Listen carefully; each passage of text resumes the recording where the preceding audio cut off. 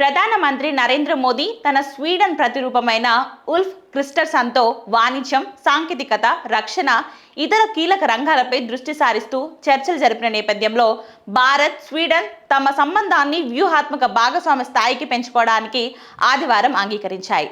2 రోజుల పర్యటన నిమిత్తం ఈ రోజు ఉదయమే వచ్చిన మోదీకి భారత్, స్వీడన్ సంబంధాలకు ఆయన చేసిన విశేష కృషికి, ఆయన దార్శనిక నాయకత్వానికి గుర్తింపుగా royal order of the polar star degree commander grand cross పురస్కారాన్ని కూడా ప్రదానం చేశారు. ప్రతినిధి బృందం స్థాయి చర్చల సందర్భంగా ఇరు దేశాల ప్రధానమంత్రులు భారత్, స్వీడన్ సంబంధాల పూర్తి పరిధిని సమీక్షించారు. ఈ ద్వైపాక్షిక సంబంధాన్ని వ్యూహాత్మక భాగస్వామ్య స్థాయికి ఉన్నతీకరించడానికి వారు అంగీకరించారు. ఇది ఈ సంబంధంలో ఒక ప్రధాన మైలురాయిగా నిలిచింది. ప్రతి రంగంలోనూ మన సహకారం పెరుగుతున్న దృష్ట్యా మన సంబంధాన్ని వ్యూహాత్మక భాగస్వామ్య స్థాయికి ఉన్నతీకరించాలని మేము నిర్ణయించుకున్నాము.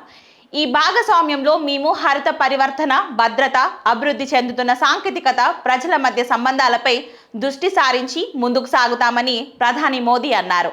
ఇక అలాగే AI, health tech, green mobility వంటి రంగాలలో మనకు మంచి సామర్థ్యం ఉంది. భారతదేశంలో జరిగిన ఏఐ ఇంపాక్ట్ సమ్మిట్లో స్వీడన్ నుంచి ఒక ప్రతినిధి బృందం పాల్గొంది.